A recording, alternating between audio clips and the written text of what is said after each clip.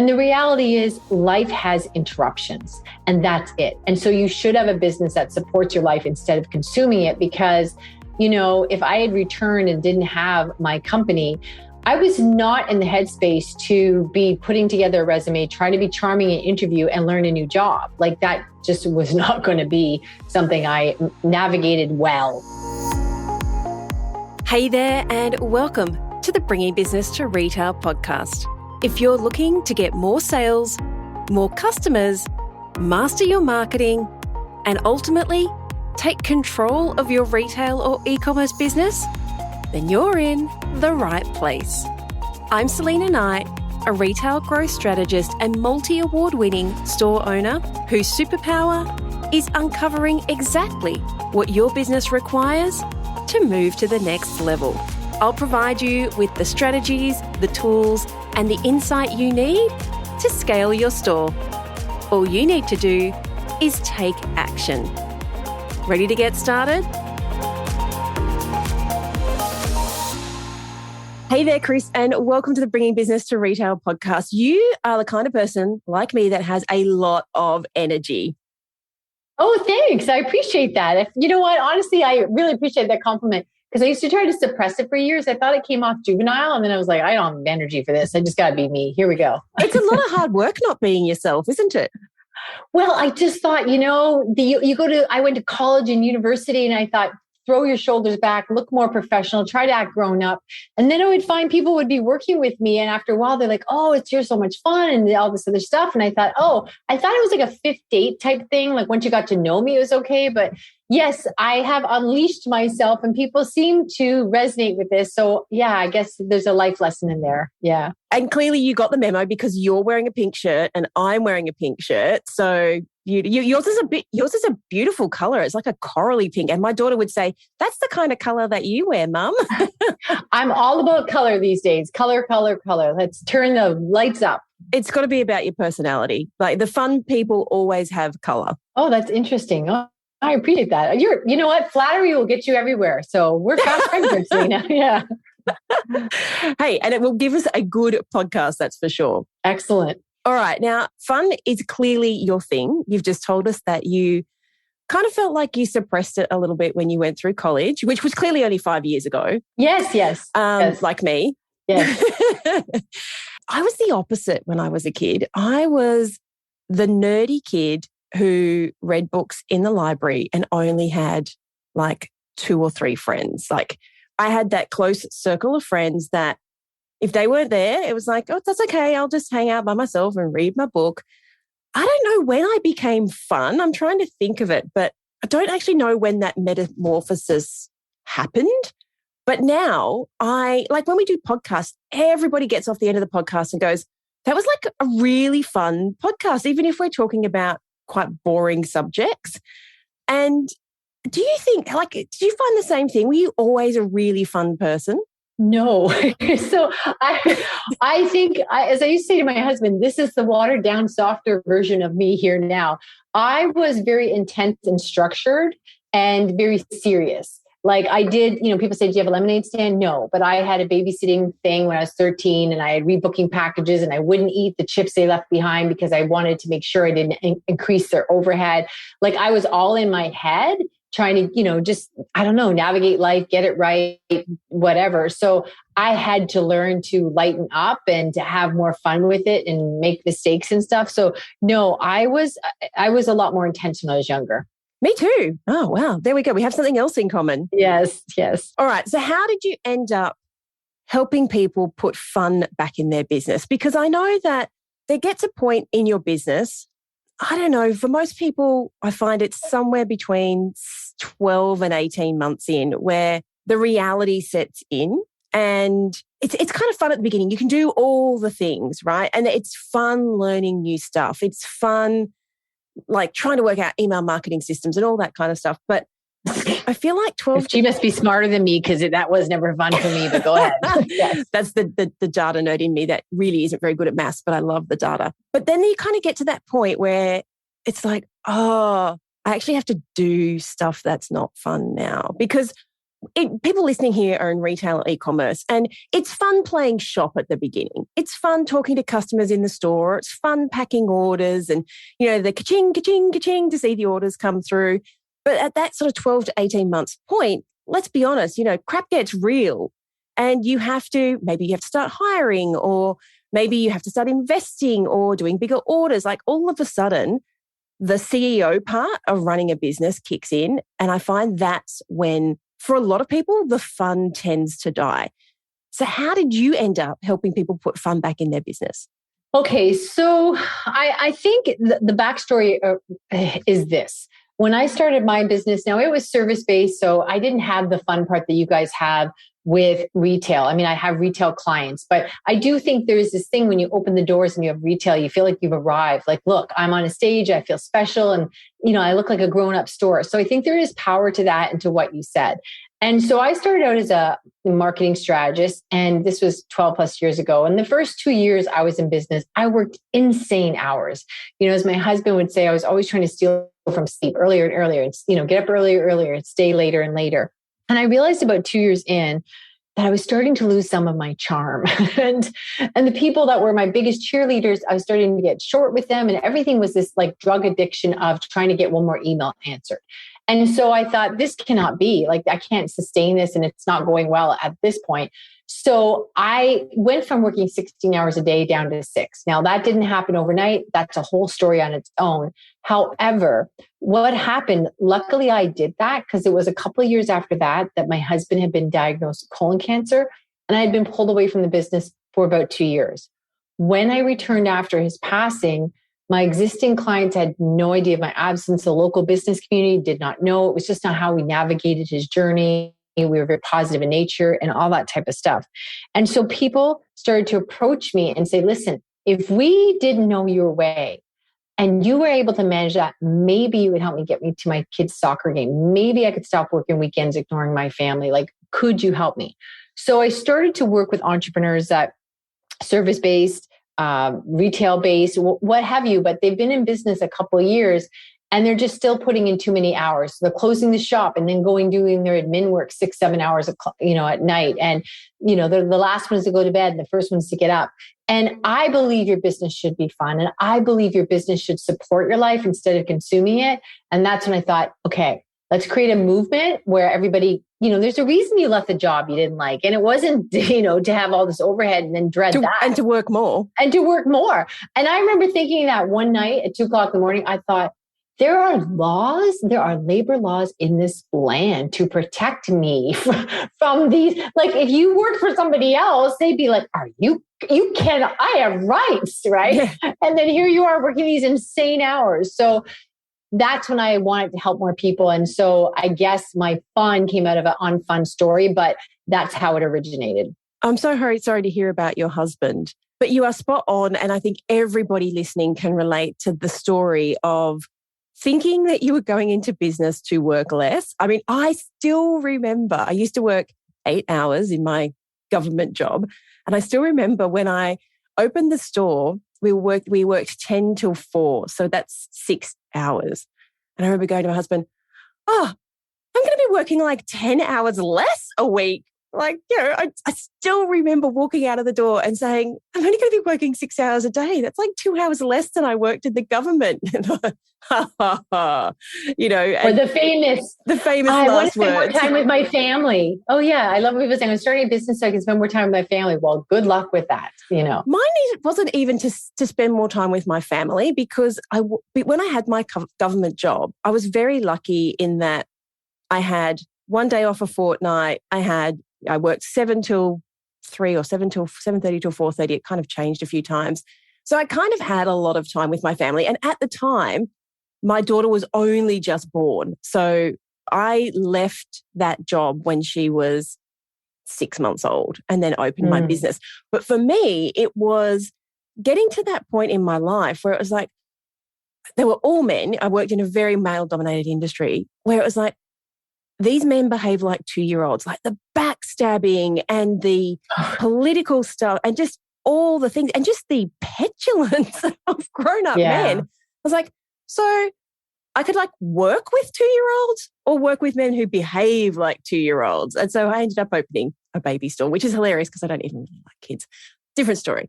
But I was the same thing. I don't ever remember in my corporate career being the fun person. And when I was growing up, my best friend was super funny, like comedian level funny, very black humor, always playing pranks, all those sorts of things.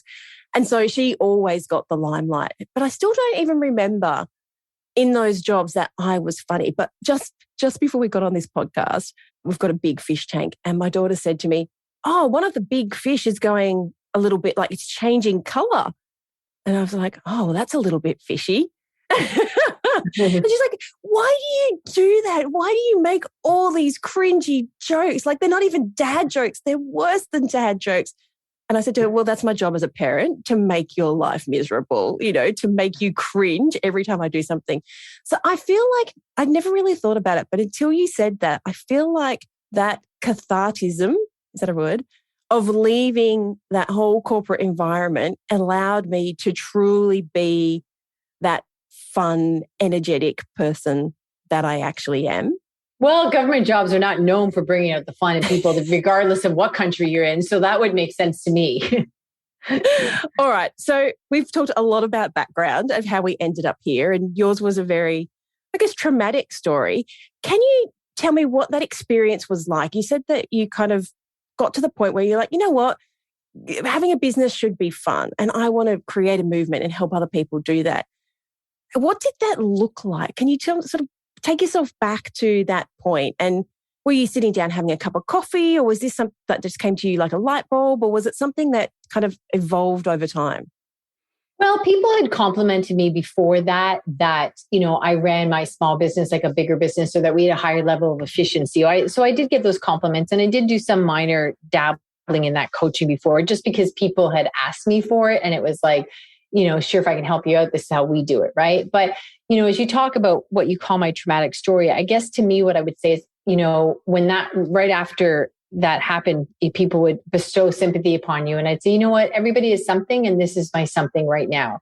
And the reality is life has interruptions, and that's it. And so you should have a business that supports your life instead of consuming it, because, if I had returned and didn't have my company, I was not in the headspace to be putting together a resume, trying to be charming in an interview and learn a new job. Like, that just was not going to be something I navigated well. So to have that job, to have my business still intact when I returned, my gosh, that was a complete lifesaver. So I think I was just really passionate about the fragility of life. And when people started asking me this, and I said, okay, how can I help? And so I just started diving into it deeper and deeper. And then I realized that so many of the people I work with were the last ones to bed at night and the first ones up in their family. And, you're always you're burning literally the candle at both ends.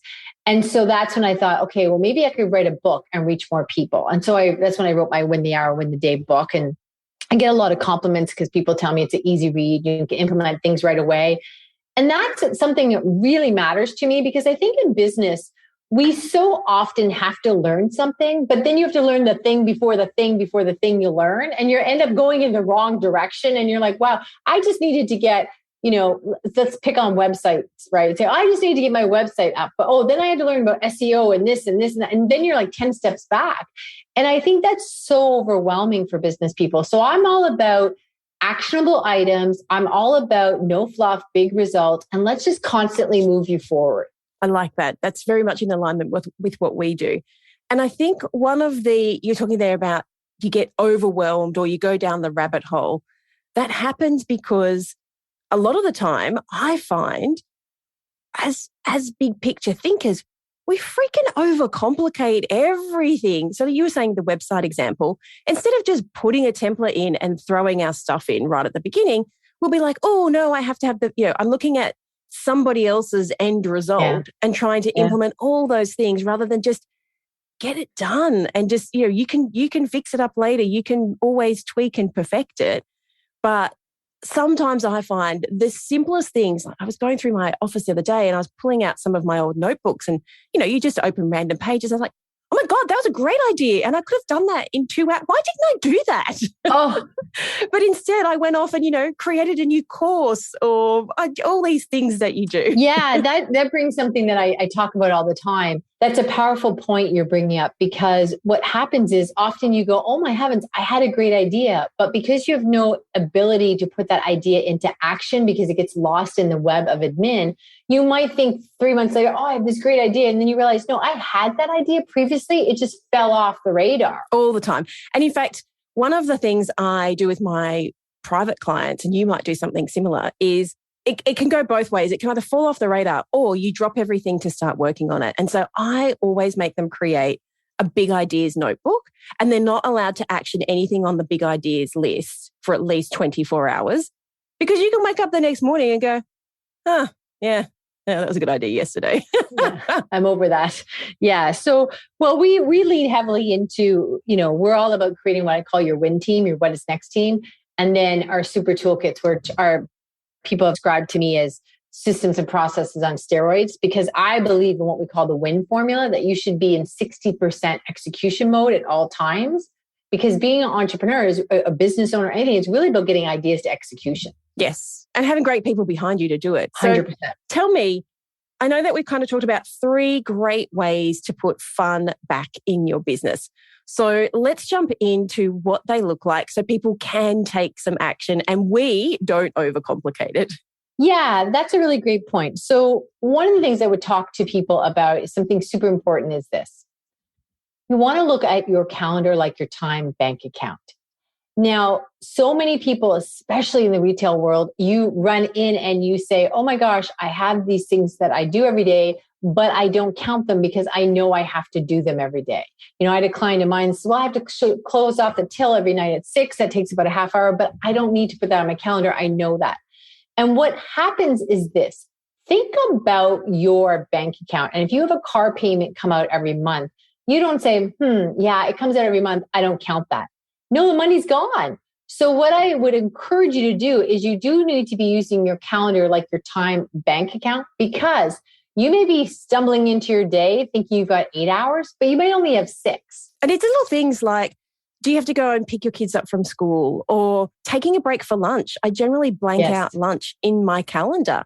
I blank out time for the gym because I want to go to the gym every single day. And do you know what? I kind of want to go when I want to go, not when everybody else is there. So quite often I'll go at like lunchtime, or I'll go at like 10 a.m. or like I just pick random times, but I blank those out in my calendar so that nobody can book in that space, because it's important to me. My health is really important to me. And may I just jump in there? I'm sorry to interrupt you, but I think that is spectacular, because what I tell my clients is treat yourself like a business athlete. Oh, I like that. Let's jump into that a little bit more just quickly.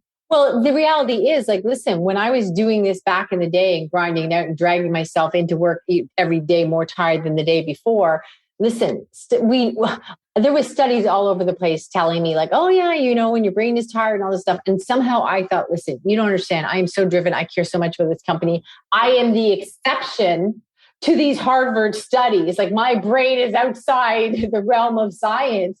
But the reality is you're really going through the day work day like you're hungover, you're getting diminishing results. And we know in times that it's not cheery, but in times of war, sleep deprivation is a form of torture. And so what happens is, if you want to have optimum performance in your business, and I'm going to say this twice because it's super important. So everybody really hear this. If you want to have optimum performance in your business, you need to treat yourself like a business athlete. Which means you probably need someone to be holding you accountable and coaching you to your next level. And this is so true, because I just want to point out for people who haven't listened to the podcast for a while, when I had my stores, especially at the beginning, it was the global financial crisis, stupid time to start a business, but hey, what did I know? And that constant sort of 3 years worth of just, I wouldn't say maximum stress, but like you said, just that constant waking up in the middle of the night going, oh, did this arrive? Is it going to be enough money? All those things. I ended up with stage 2 kidney failure. And the only thing that they could put it down to was stress. And so for years, I was not at my optimum performance.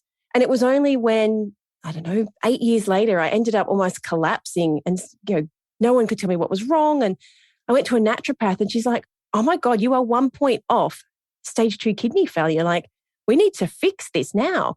And gave me lots of supplements. And I'm pleased to say that like 4 or 5 years later, I'm very healthy kidneys and they work perfectly. But there's no history of kidney disease in my family. There was no external factors. There were no internal factors that pointed to it. And they literally said stress is the only thing that could have caused that. So that constant level of stress, which we think that we can deal with, can have lasting repercussions. And like you said, if I was a champion athlete, you can bet your bottom dollar that my sponsors would be getting my bloods tested, all the time, at least once a year, making sure that I'm fit, making sure my hair isn't falling out, like all those things that happen to us. And we kind of write them off because we don't have time to be sick, or I'm exactly like you. It doesn't happen to people like me. I'm super performer. Yeah. And I think one of the things you're talking about there too, and I know you obviously added the extra burden of some, global economic issues, but for most people, whether it's year 1 or 3 or 7, is, a lot of businesses run off a to-do list. And that the Zeigarnik effect really tells us a lot about how much stress that adds to us and our brain power. And that's where you get up like in the middle of the night to go to the washroom and you're like, oh my gosh, I forgot this thing, right? But, a to-do list is really a rotating list of emergencies, and they're not in chronological order. They don't tell you how much time they take. And you can't delegate assign them to somebody else, because I actually don't like the word delegate. That's a lateral move. So write that down. But so, that to-do list that so many store owners and service-based businesses run off, that is really something that works against you. Yeah. And I think even though you're saying you can't delegate it, I think we quite often end up, I don't know, this was my experience anyway, you end up retaining control of things that you really don't need to do. And it is kind of a control move because it's your business. You want to know what's happening. You want to feel like you're part of it. But actually, you don't need to unpack the boxes in the storeroom. No. That is not where your best time is spent. No. And so what I believe in is having a team that manages you instead of you managing them. Because so often what happens is we're following the corporate formula, which is very archaic and it's very parentified. So if somebody gets hired and then, the manager checks on their work, it's like a parent and a child, a teacher and a student. And so when I say I don't like the word delegating, it's because I just think that's a lateral move and the team should be managing you. But I think it's really important too. You use the word control, and people say that to me sometimes, well, how do you give up control? And I think, you know what? That's coming from the wrong angle. Nobody ever won, the lottery and say, how do I control this?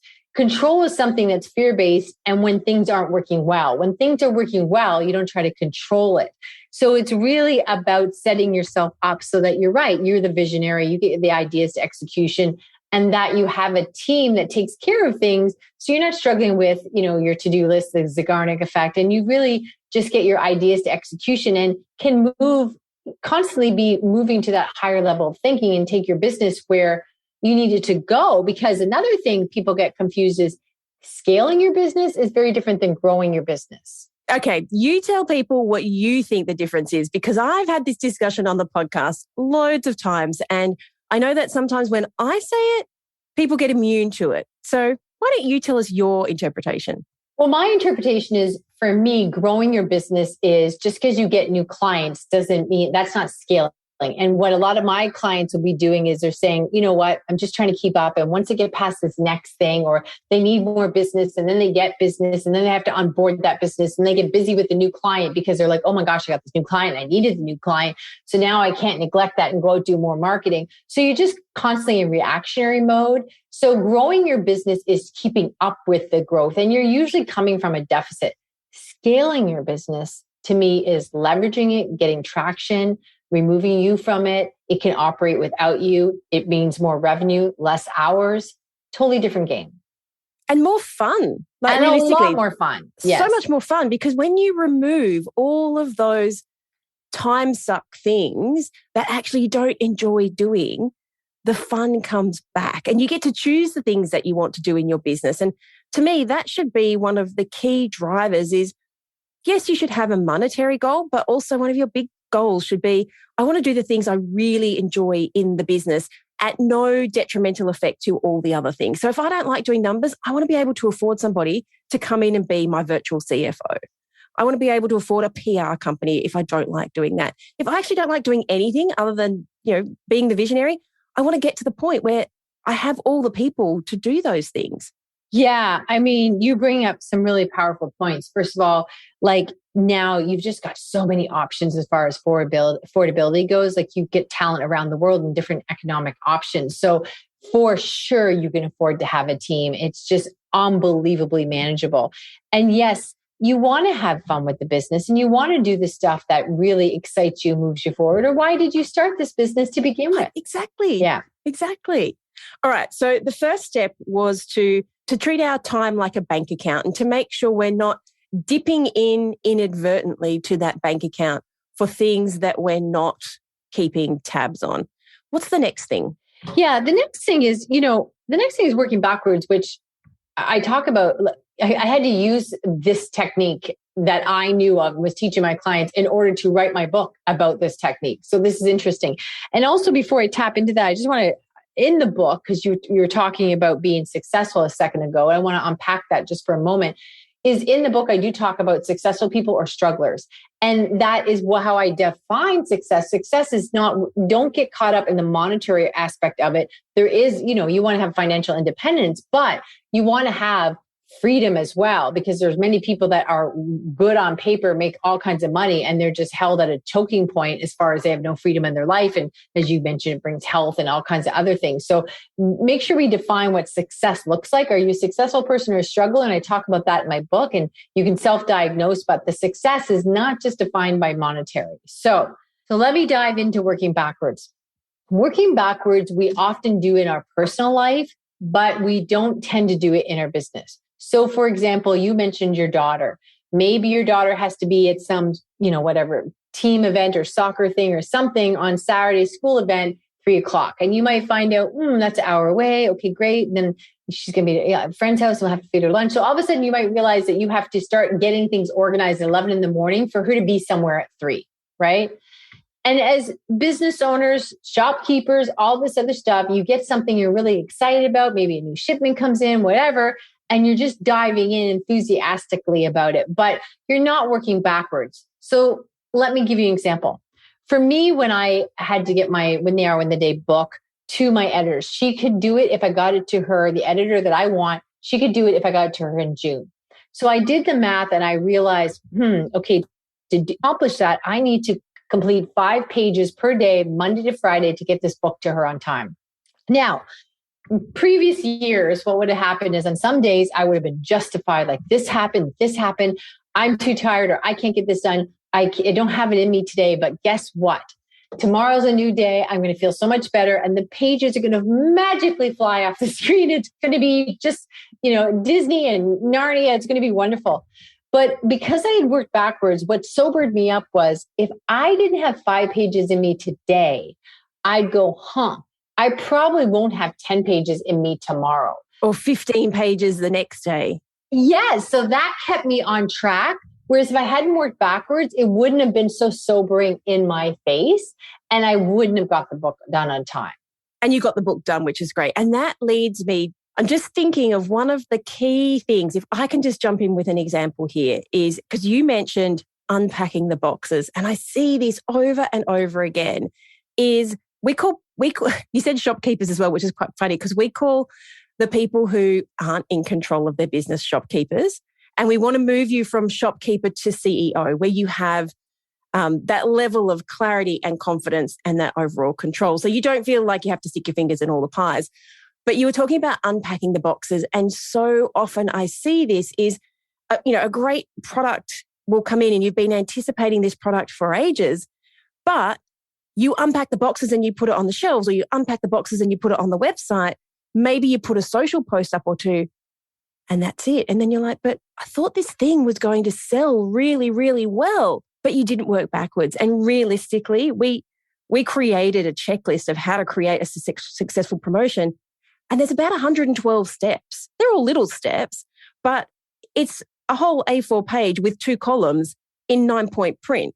So if you actually want to have a successful product launch, there's a good chance that you're missing probably 108 of those things because all you did was the 4 things. You took it out, you put it on the website, you put it on the shelf, and you popped it up on social media. And so there's so often, I think we get let down in, not just in work, but in life, because you were talking about if your kid needs to be somewhere and if you're one of those people who's always late, this is, you know, I think people come to accept it, but you get a bit disappointed in yourself. And you're not happy with the end results in so many things because you didn't do that simple task of working backwards. And this doesn't have to take forever. And in fact, sometimes there's cheat sheets. You know, life is a little bit different, but in business, there's a cheat sheet for just about everything. If you look hard enough, you don't have to reinvent the wheel. And just that simple one thing of working backwards, to me, can change everything. Like, just, it can change your entire life and it can change your entire business. So that's kind of the most important one to me. Yeah, 100%. It really, truly matters. And it makes all the difference, is just knowing to work backwards. And that's exactly it. And we overlook that constantly. And it's really, you know, when you get hungry, it's not the day to go out in the field and, you know, put a seed in the ground and like, okay, let's grow this, right? Because I need it now. And yet you just get seduced in business. Like you said, like, oh, I was really waiting for this shipment. It came, it looks so nice. You put it on the shelf, but you didn't work backwards and say, you know, another thing you'll see on TV all the time.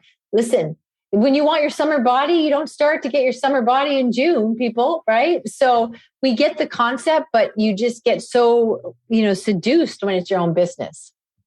I think it's that old adage of, if you don't know where you're going, how will you know when you get there? It's the same thing, isn't it? It's like, if you don't actually look at all the steps, how will you know if you're successful? Like, if you're happy with the results, if you don't even know what the results what you wanted even were. Yeah, and 100%. And that's also back to, you know, talking about a to-do list. I often give the example is, if you were going on a trip from somewhere like, I don't know, New York to Chicago, you wouldn't say, all right, so to-do list. Okay, I need money. I need maybe some sweaters. Maybe we'll pack a lunch. So you have this thing.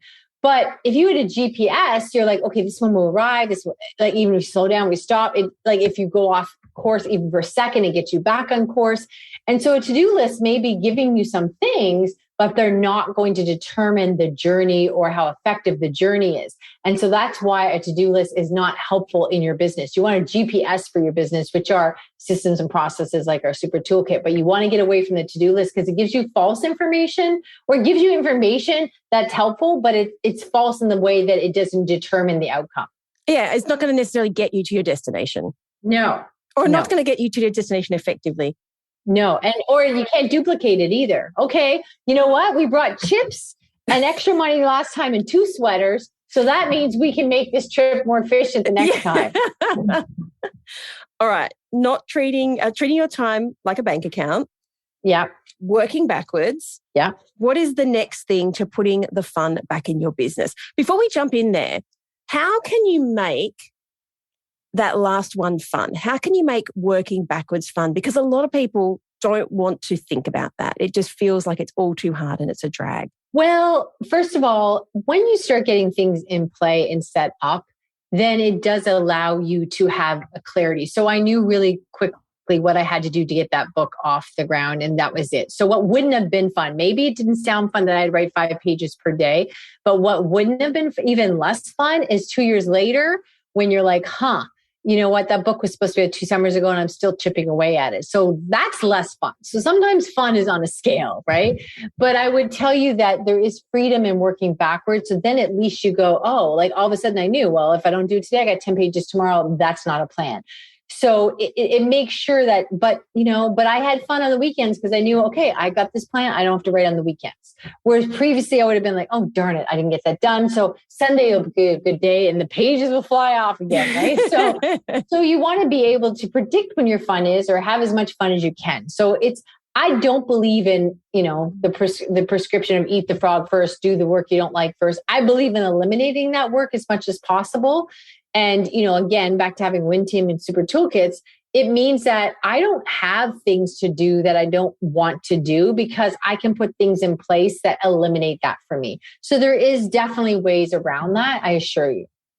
The Win Team is really important. You said that, and it made me think about the fact that just last Christmas just gone, this government tender came up to provide business advice to small businesses. And it was worth a lot of money. Like, we're talking tens of millions of dollars. And I kept seeing the ad for it, and it was like, we encourage independent business owners to be providers because we're trying to mix up this program. So I remember calling the team and saying, there's this tender, like, we've never done anything like this before. If we got this tender, we would have to hire 17 new people. We'd have to have offices. And everyone was so excited about it. And like, having to think ahead got everybody excited about the business again because, it's the end. Well, that was the end of the year. So, it's the end of the year. You're kind of like, oh, that's the end of the year, thank goodness.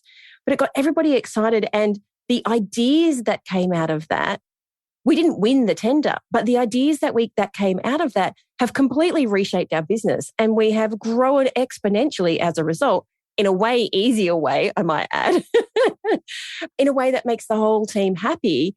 And that, I said to you, how can you make thinking ahead fun? Sometimes it is as simple as having great people around you to share that excitement. Because I remember sitting on the phone, on Zoom, with a glass of wine with Elizabeth and one of our other team members, and just hashing this out. And the excitement that came through, even though we were on Zoom, it was just re-energizing. And even though that didn't happen, the trajectory that we took is probably going to end us further ahead, but in a way, easier way for all of us. So that's my tip, is have that win team. Yeah, 100%. A win team to me is what is next team, so you can get to what is next. And I absolutely believe in that. If you're doing it by yourself or in any capacity, you're really what I call a sufferpreneur. And it's just difficult. It's hard. It's draining. It's definitely not fun. And it's also very expensive. It is. Oh, so expensive. All right. I keep distracting you. Time bank account, how to work backwards. What's the third way to put the fun back in your business? So I encourage you to think about the first hour that you're when you start your day in your business, because that first hour is when the day you are most refreshed. So even if you're tired, that's when you are your freshest, right? Just think of your battery has been recharged with your cell phone. You got your battery up. So a lot of people make the mistake of checking their emails first. And that's coming from a fear-based position of, I got to check and see if there's a problem, right? So what happens is this. You go in and there's all these different items taking your brain in different directions. And first thing that happens is you get decision fatigue.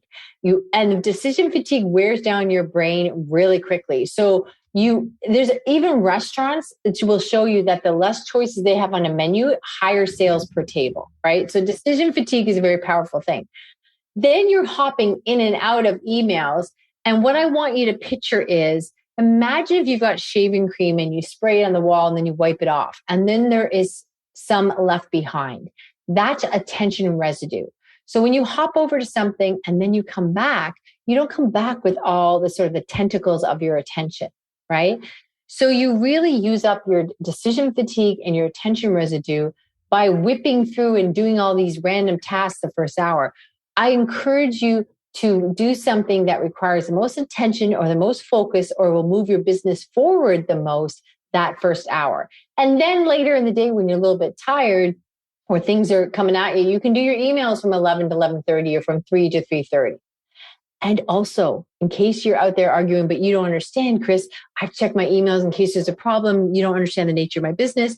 I would push back and say, what if I got you a meeting with a really important prospect that could change your business? And I said, they're going to meet with you tomorrow morning at 9 a.m. You wouldn't say to them, check my email. No, I have to check my emails. Yeah, I got to check my emails. Right? That's not on the calendar.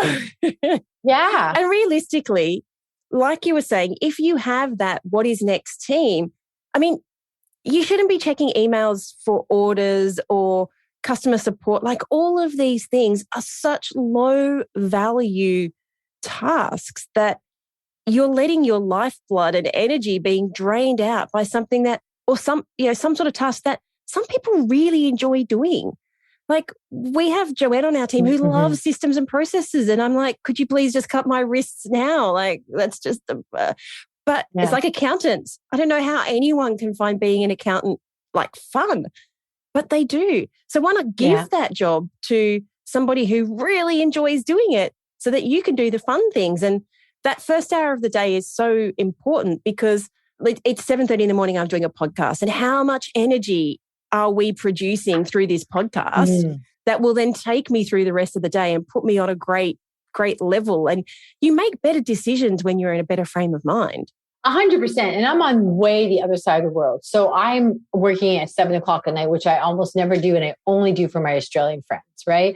So that's the same thing is I am here with the same amount of energy because I'm great because I had all these super toolkits and things put in place so that when you get me, I'm not sitting here saying, oh my gosh, it's late in the day, whatever, right? No, I've got my best self because it's like Olympic athletes again. They travel the world and they perform at not sleeping in their own bed and they're in a different time zone. And they don't say, well, usually we work out in the morning and my race is until 6:00 tonight. I'm a little tired, right? I'm just going to stay in bed.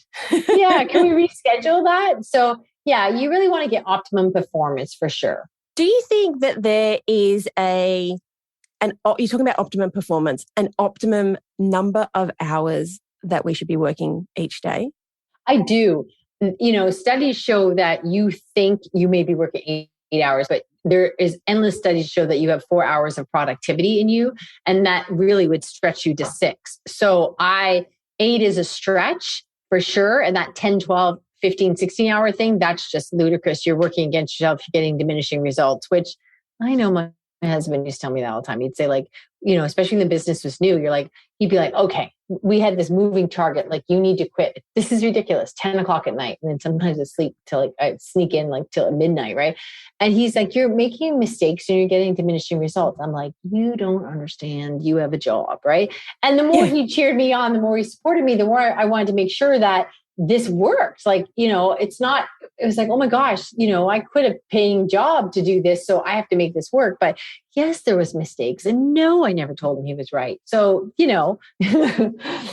So it really is much less than we understand. And there is natural cycles that I would argue about every 90 minutes, 90, you should be taking a transition break. Or if you're leaving one task to go to another, take a 10-minute break, get some water, refresh, whatever. So when your brain is moving to that new thing. But, one of the things I often ask my clients, which I think is a telltale sign is, do you eat, at your desk?